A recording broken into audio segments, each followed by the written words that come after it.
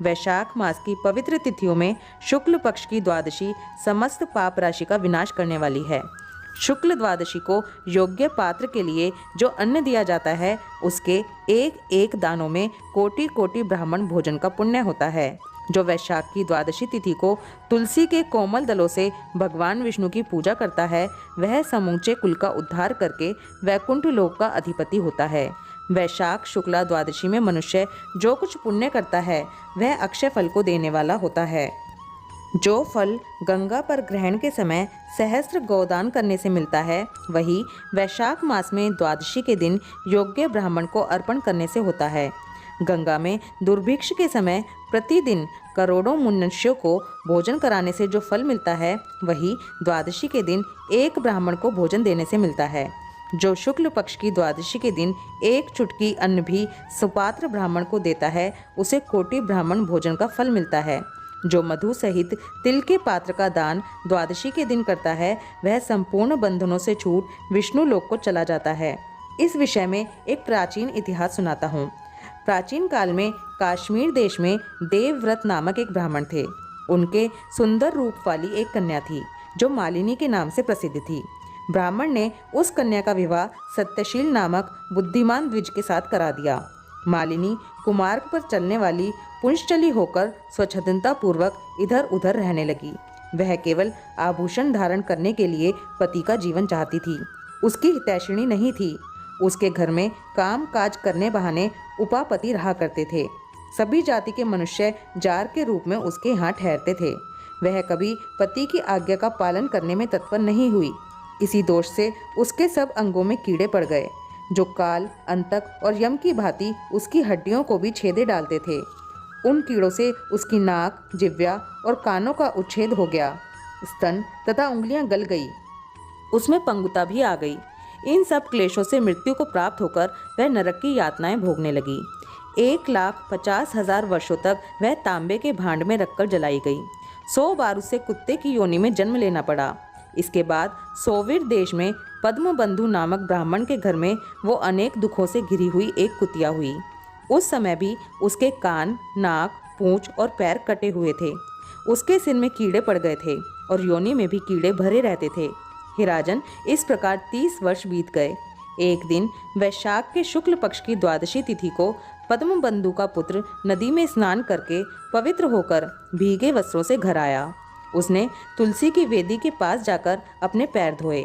दैवयोग से वह कुतिया वेदी के नीचे सोई हुई थी। सूर्य उदय से पहले का समय था। ब्राह्मण कुमार के चरणोदक से वह नहा गई और तत्काल उसके सारे पाप नष्ट हो गए। फिर तो उसी क्षण उसे अपने पूर्व जन्मों का स्मरण हो आया। पहले के कर्मों की याद आने से वो कुतिया तपस्वी के पास जाकर दीनता पूर्वक पुकारने लगी, हे मुने, आप हमारी रक्षा करें। उसने पद्मबंधु मुनि के पुत्र से अपने पूर्व जन्म के दुराचार पूर्ण वृत्तांत सुनाए और यह भी कहा, हे ब्राह्मण, जो कोई भी दूसरी युवती पति के ऊपर वशीकरण का प्रयोग करती है वह दुराचारिणी मेरी ही तरह तांबे के पात्र में पकाई जाती है। पति स्वामी है, पति गुरु है, पति उत्तम देवता है। साध्वी स्त्री उस पति का अपराध करके कैसे सुख पा सकती है? पति का अपराध करने वाली स्त्री सैकड़ों बार पशु पक्षियों की योनि में और अरबों बार कीड़े की योनि में जन्म लेती है। इसलिए स्त्रियों को सदैव अपने पति की आज्ञा का पालन करना चाहिए। हे ब्राह्मण, आज मैं आपकी दृष्टि के सम्मुख आई हूँ। यदि आप मेरा उद्धार नहीं करेंगे तो मुझे पुनः इसी यातनापूर्ण घृणित योनि का दर्शन करना पड़ेगा। अतः हे विप्रवर, मुझ पापचारिणी को वैशाख शुक्ल पक्ष में अपना पुण्य प्रदान करके उबार लीजिए। आपने जो पुण्य की वृद्धि करने वाली द्वादशी की है उसमें स्नान, दान और अन्न भोजन कराने से जो पुण्य हुआ है उससे मुझ दुराचारिणी का भी उद्धार हो जाएगा। हे महाभाग, हे दीनवत्सल, मुझ दुखिया के प्रति दया कीजिए। आपके स्वामी जगदीश्वर जनार्दन दीनों के रक्षक हैं। उनके भक्त भी उन्हीं के समान होते हैं। हे दीनवत्सल, मैं आपके दरवाजे पर रहने वाली कुतिया हूँ। मुझ दीना के प्रति दया कीजिए, मेरा उद्धार कीजिए। अंत में मैं आप द्विजेंद्र को नमस्कार करती हूँ। उसका वचन सुनकर मुनि के पुत्र ने कहा, कुतिया, सब प्राणी अपने किए हुए कर्मों के ही सुख दुख रूप फल भोगते हैं। जैसे सांप को दिया हुआ शक्कर मिश्रित दूध केवल विष की वृद्धि करता है, उसी प्रकार पापी को दिया हुआ पुण्य उसके पापों में सहायक होता है। मुनि कुमार के ऐसा कहने पर कुतिया दुख में डूब गई और उसके पिता के पास जाकर दीन स्वर से क्रंदन करती हुई बोली, पद्म बंधु बाबा, मैं तुम्हारे दरवाजे की कुतिया हूँ। मैंने सदा तुम्हारी झूठन खाई है। मेरी रक्षा करो, मुझे बचाओ। इसी समय दया निधान पद्म बंधु ने कुतिया से पूछा, ये क्या वृतांत है? तब पुत्र ने सब समाचार कह सुनाया। उसे सुनकर पद्म बंधु बोले, बेटा, तुमने कुतिया से ऐसे वचन क्यों कहे? साधु पुरुषों के मुंह से ऐसी बात नहीं निकलती। ये विद्वान ब्राह्मण को दयालु होना चाहिए। क्या इंद्रदेव शुद्ध स्थान में ही वर्षा करते हैं, अशुद्ध स्थान में जल नहीं बरसाते? क्या चंद्रमा चांडालों के घर में प्रकाश नहीं करते? अतः बार बार प्रार्थना करने वाली इस कुतिया को मैं अपने पुण्य से उद्धार करूंगा। इस प्रकार पुत्र की मान्यता का निराकरण करके परम बुद्धिमान पद्म बंधु ने संकल्प किया, कुतिया, ले, मैंने द्वादशी का महापुण्य तुझे दे दिया। ब्राह्मण के इतना कहते ही कुतिया ने सहसा अपने प्राचीन शरीर को त्याग दिया और दिव्य देह धारण कर दिव्य वस्त्र आभूषणों से विभूषित हो 10 दिशाओं को प्रकाशित करती हुई ब्राह्मण की आज्ञा ले स्वर्गलोक को चली गई। वहाँ महान सुखों का उपभोग करके इस पृथ्वी पर भगवान नर नारायण के अंश से उर्वशी नाम से प्रकट हुई।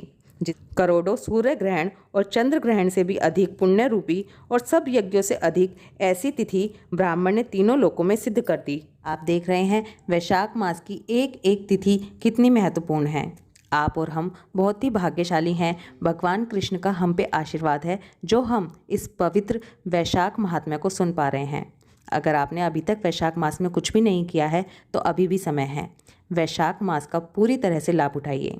दूसरों को भी ऐसा करने के लिए प्रेरित कीजिए। ओम माधवाय नमः। राधे कृष्णा।